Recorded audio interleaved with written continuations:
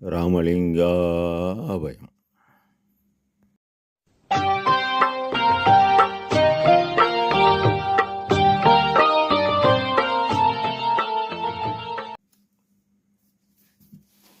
அருட்பெரும் ஜோதி அருட்பெரும் ஜோதி தனிப்பெரும் கருணை அருட்பெரும் ஜோதி எல்லா உயிர்களும் இன்புற்று வாழ்க. வள்ளல் மலரடி வாழ்க வாழ்க. திருச்சிற்றம்பலம். அருட்பெருஞ்சுதி ஆண்டவனின் பரிபூரண அருளை பெற்ற அருட்பிரகாச பெருமானின் திருவடிகளை மனமொழிமையால் போற்றி பணிகின்றேன் தயவுடன். நாம் செய்த செயலின் விளைவாக இன்பதுன்ப அனுபவங்கள் யாவும் வந்து கொண்டே உள்ளது. அவ்வாறு வருகின்ற துன்பம் யாவும் பொறுத்து எல்லா உயிரும் இன்பமாக வாழ எண்ணி நாம் செயல்பட்டாலே நமக்கு ஆன்ம லாபம் கூடும்.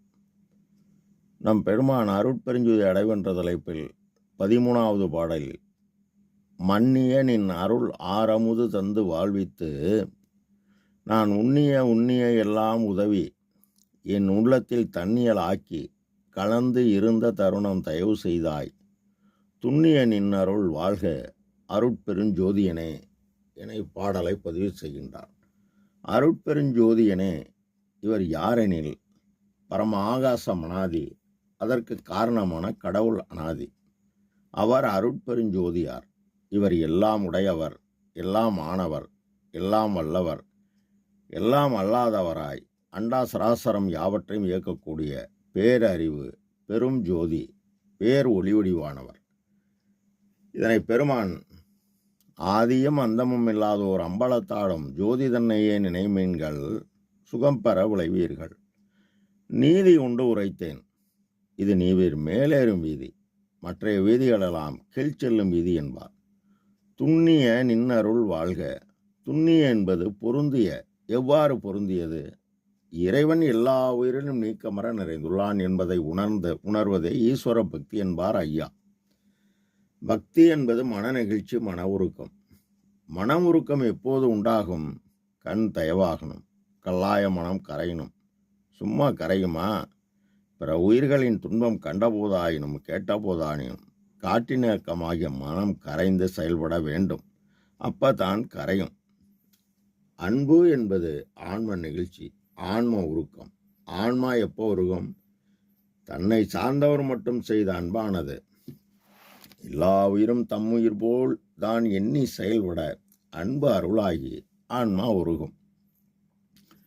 ஐயா கடவுளை ஆன்மாறிவு கொண்டே அறிய வேண்டும் என்கின்றார். ஆன்மாறிவு என்பது இயற்கையாக உள்ள ஜீவகாருண்ய குணம். அந்த ஜீவகாருண்யம் நமக்கு கூட கூட நமக்கு ஆற்றல் கூடிக்கொண்டே வரும். அந்த ஆற்றலை பெருக்க நாம் பசித்தேயலின் பசியை போக்குதல் பரோபகார செயல் நீ செய்தால் உனக்கு ஆற்றல் கொடுக்கிறது. அந்த ஆற்றலை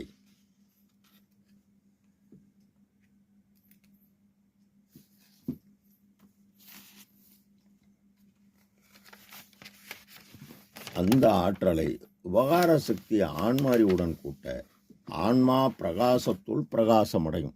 அதாவது ஆன்மாவின் இயற்கை குணம் அறிவு. அந்த அறிவினில் ஓர் அறிவு. இது உலக அறிவு கடந்த அருளறிவு. அதனால் நம் பெருமான் அருளறிவு ஒன்றே அறிவு, மற்றெல்லாம் அருளறிவு என வகுத்தமை சிவமே எனவும், அருள்நிலை ஒன்றே அனைத்தும் பெருநிலை, பொருநிலை காண்கன புகன்றமை சிவே எனவும், அருள் வடிவு அதுவே அழியா தனி வடிவு, அருள் பெற முயல்க என்ற அருளிய சிவமே எனவும் தெளிவாக அகவலில் குறிப்பிடுகிறார். ஆக கடவுள் தயவு, அருள் என்பது கடவுள் தயவு, ஜீவகாருண்யம் என்பது ஜீவர்கள் தயவு. எனவே சிறிய தயவை கொண்டு கடவுள் தயவை பெற வேண்டும் என்கின்றார் ஐயா.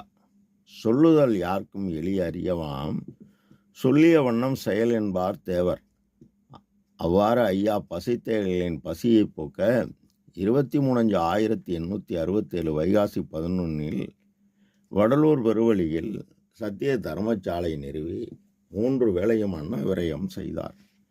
கோடான கோடி ஏழைகளின் பசியை போக்கினார். பா எனும் பகர்வு அடிகளுக்குள்ள ஆன்ம ஒளி பிரகாசிக்க சி எனும் சிகரமாகிய இறைவன் எல்லா உயிருக்கும் பசியை உபகாரக்கரியாக வழங்கியுள்ளார். பற்றி எறியும் பசி எனும் வயிற்று பெட்டி தீயை அணைக்க அணைக்க ஐயாவின் பெட்டியில் உழவாத பெரும்பொருள் பிரகாசமானது. சிகரமாகிய இறைவன் தன் உபகார சக்தியால் அகரமாகிய ஆன்மாவில் பிரகாசம் உண்டு செய்தார்.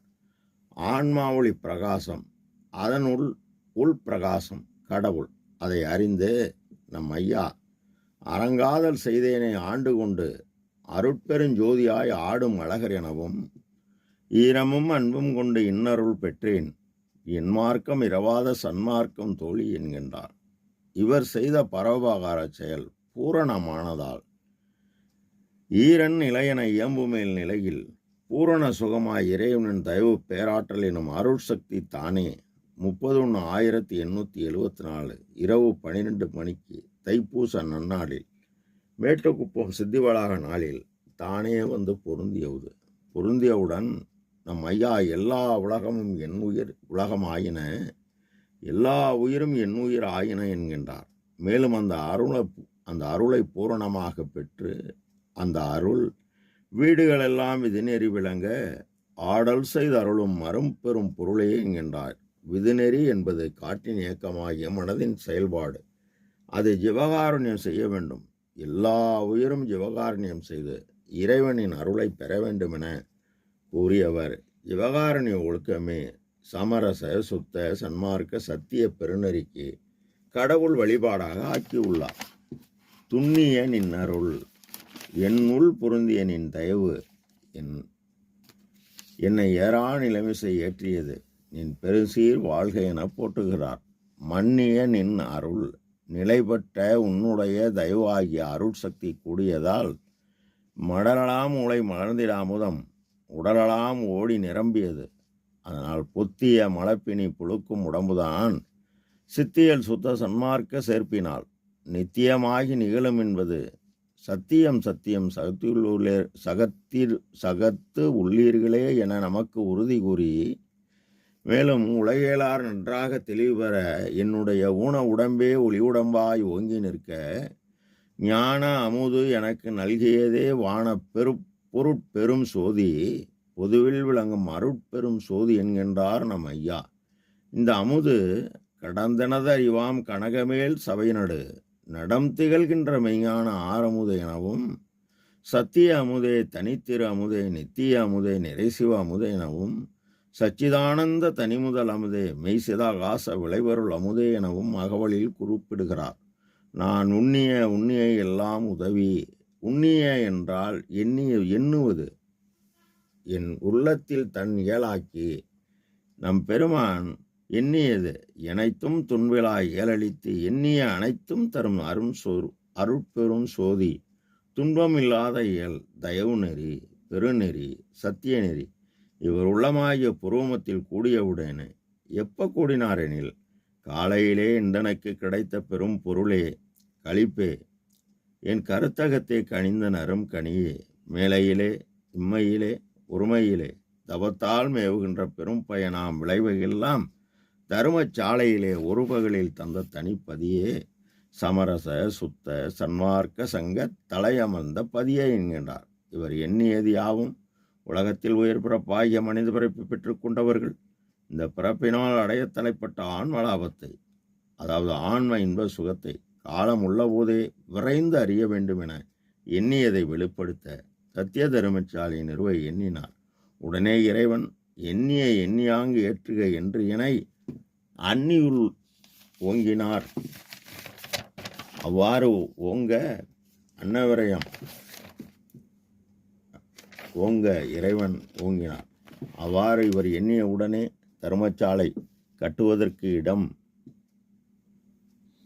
அன்பளிப்பாக பார்வதிபுரம் மக்கள் வழங்கினார்கள்.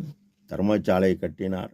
பிறகு அன்னவரயம் செய்து ஆற்றல் கூட சத்திய ஞான சபையை தன்னுள் கண்ட அனுபவத்தை வெளிப்படுத்த எண்ணினார்.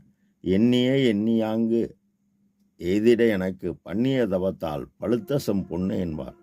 அருள் பூரணமானதால் சத்திய சாணபை நிறுவி 25/1/1872 கடவுள் ஒளிவடிவானவர். அவர் அருட்பெருஞ்சோதியார். அவரை நம்முடைய அகத்தில் காண வேண்டும். அது நெற்றிக்கு நடுவே நிறைந்த ஒளி காணின் முற்றும் அழியாது உடம்பு என்ற நிலையில் உள்ளது என்பது நாம் விளங்க வடலூர் பெருவழியில் புறத்தில் விளக்கம் செய்து நம் பெருமான் சத்தியஞான சபையை நிறுவி, சத்திய ஞான சபை என்னுள் கண்டனன், சன்மார்க்க சித்தியை நான் பெற்று கொண்டனன் என்கின்றார். அவ்வாறு பெற்றுக்கொண்டவர் நாமும் பெற மரப்பற்ற நெஞ்சடை வாழ்கின்ற வள்ளல், மலப்பற்ற அறுத்தவர் வாழ்த்தும் மணாளர், சிறப்புற்ற மங்கையர் தம்மோடு நான் தான் சிற்றம்பலம் பாடி செல்கின்ற போது, புறப்பற்ற அடற்ற தொடங்காத பெண்ணே புலை அகப்பற்றை அறுத்தாய் நினைக்க, இறப்பற்றது என்கின்றது என்னடி அம்மா, என் கை பிடிக்கின்றார் என்னடி அம்மா. கைப்பிடிப்பு என்பது அனுபவம்.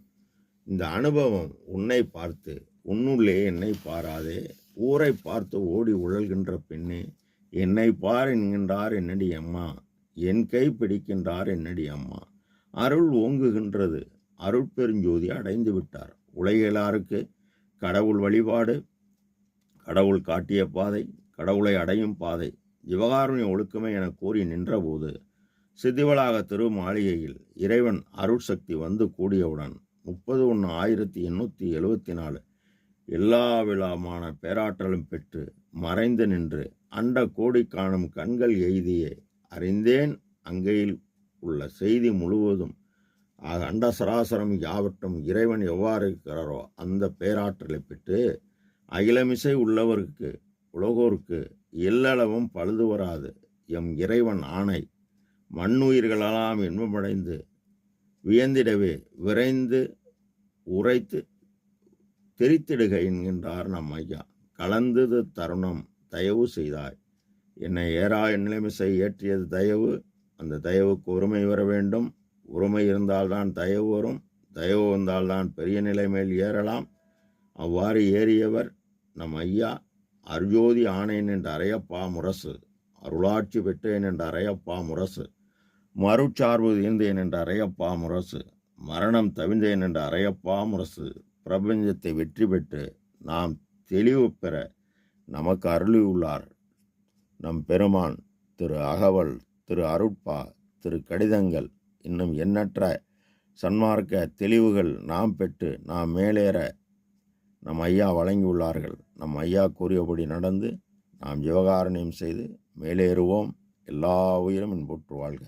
ராமலிங்காவயம். திருச்சிற்றம்பலம்.